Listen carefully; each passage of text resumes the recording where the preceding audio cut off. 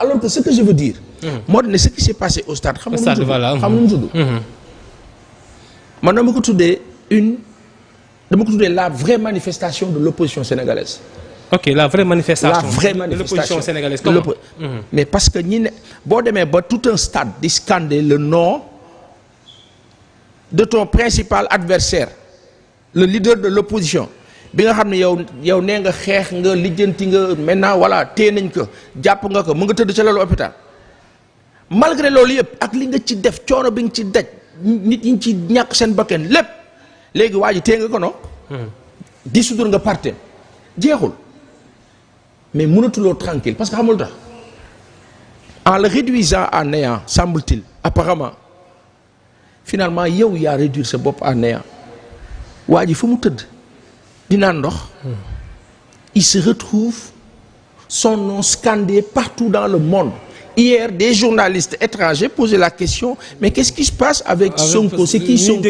ñi xamul et finalement c'est-à-dire que mbiru yàlla tur bi gën a law mu gën a intéressé ñëpp Sonko est devenu l'un des plus panafricains par son nom parce que lan xeex nga ko. Est-ce que stade de lieu politique quand même lieu de propos. Non, ta question m'intéresse maintenant. Voilà. Est-ce que stade bi lieu de propagande politique voilà. Ce n'est pas de la politique. xam nga lan la woon manifestation de la vraie opposition. Quand je dis la vraie opposition, c'est l'opposition qui ne fait pas de politique. Encore moins de politique politicienne. La vraie opposition, c'est le peuple du Sénégal. Ça dépasse le PASTEF. moo tax ci jamono bi ñu nee dissoudre leen PASTEF ma ne non vous l'avez fait légalement mais pas légitimement.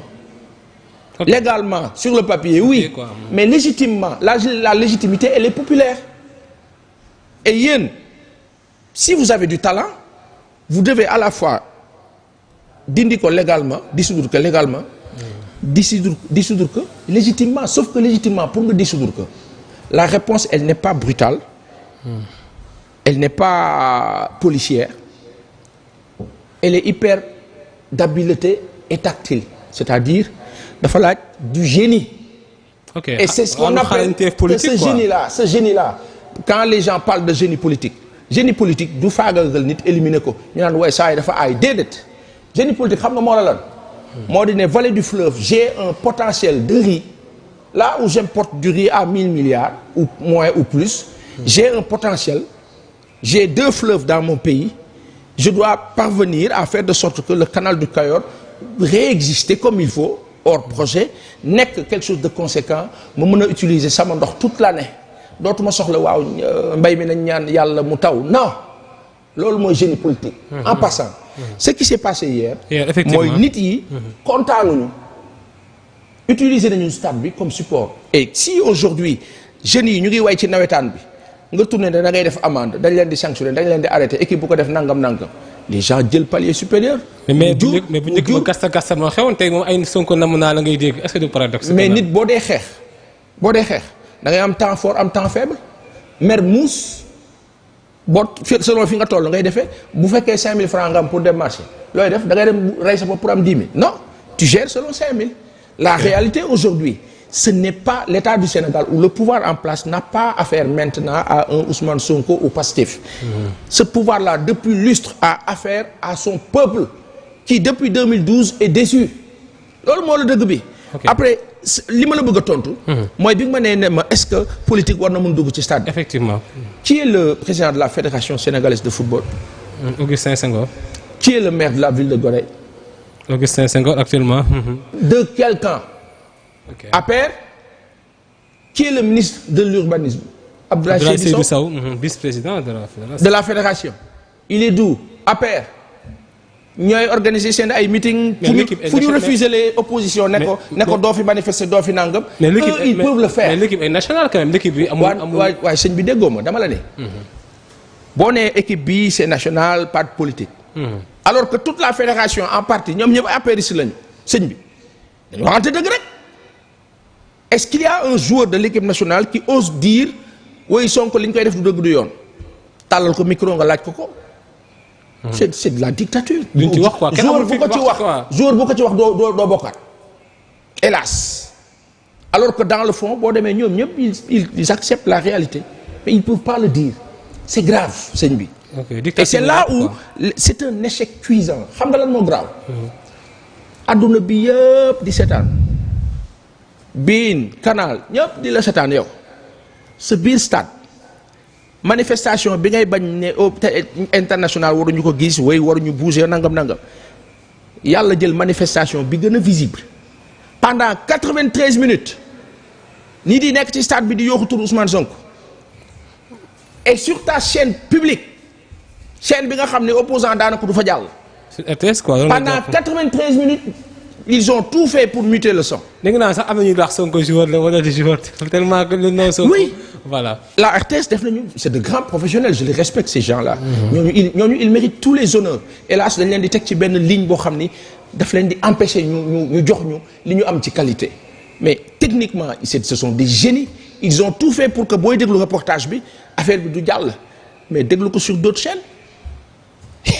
ok. c'est ça la réalité. ok da nga jàpp ni daal par exemple par exemple su ma sukkandikoo sa kàddu mooy lu ñu tere manifestation yi lu ñu ko tere loolu moo tax mu nekk benn je veux dire que benn occasion pour exprimer seen indignation quand même. un interdit de trop ne vaut rien du tout.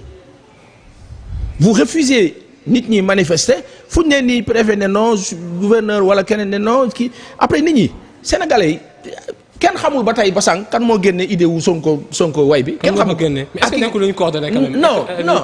non gis message ay réseaux sociaux yi quand même. non il faut même pas penser ou supposer que c'est coordonné ou pas le parti est dissous dès lors que c'est dissous fi mu nekk moom bu fi kenn wut benn lay xam nga lu am xale yi ñoo xarañ. quand un peuple dépasse ses dirigeants yi pour ñu mën a nekk à niveau foog ñu accepter cette réalité loolu moo la dëgg. mais ñu doon gis réseaux sociaux yi quoi ñuy wax ni stade bi da ngeen fa dem ni nga ko doon gis message yooyu est-ce que nekkul lu moo galvaniser xale yi. aussi non c'est-à-dire que il y a eu message de propagande quoi aussi il y a eu un déclic ci nawetaan yi. xale yi ñoo commencé ci nawetaan yi. à partir de moment bi ñu commencé naan dañ leen koy interdire gazé nañu dóor nañ leen lacrymogène il ne fallait pas jour bi ñu leen dóoree affaire boobu ci la mbir mi yeewu gars yi ne mais kon nañ ko way mu jeex mais est-ce que mën nga chaque jour tiim nit ñi di leen dóor lacrymogène parce que dañuy way après on se pose la question ñu ne mais kilifa yi yéen a jiite Sénégal yéen fan ngeen jëm lan ngeen bëgg. vous voulez tuer les gens ou quoi c'est quoi le problème. tout ça parce que il y a des enjeux. mais ñu doon wax ne billets yi dafa jeex est-ce que da nga jàpp loolu tamit ay calcul politique la woon quand même billets yi dafa jeex. erreur monumentale sur la billetterie c'est la deuxième fois nu koy def nañ ko ci coupe du Sénégal def nañ ko ci ay match c'est-à-dire kii sëñ bi APR Benno Bokk Yaakaar ñoo war a bàyyi nañ ma baal kilifa yi ak warma bi ñu am ci ñoom xulil réew kenn ko gérer comme damier ñi gars yi di toogee ci bopp ko ñi di damier teg kii jaay muus réew du loolu. adduna bi moo avancé avancement boo xam ni c'est la révolution partout des pensées.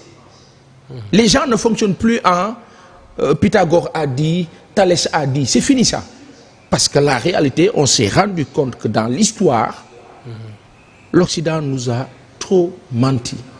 ok looloo tax données yi changé nit ñi comprendre quand on vous dit que le Niger oui tubaab bi dañ doon jënd uranium bi à 4000 francs le kilo. Abderrahmane Tiani ñëw nangu nguur gi ñu changé donne bi en un temps record bloqué uranium bi ne leen léegi yéen sax yéen jaayuñu leen yéen France yéen jaayuñu leen léegi ñun dañ koy jaayee le kilo 137000. xoolal 4000 ak 137000 ni mu soree. quand vous voulez l'indépendance sincère mën nga ko am boo amee fula. mais Sénégal ñun waruñu di coincer le peuple pour continuer à nous assouvir. et puis presque vouloir satisfaire quelqu'un koo xam ni moom saa yi moom boppam dëkkam njabootam lay lijjanti yow nga yor sa njaboot non di faagaagal sa njaboot pour keneen après teg ko ci oui les gens n'ont pas compris booy wax ak kilifa yi ñu naan la oui vous n'avez pas compris y a rien à comprendre. Mohamed El Khadafi a pris le pouvoir à 27 ans en 4 ans il a changé la Libye en 4 ans parce que yàlla bu la joxee da ngay jël. ok voilà.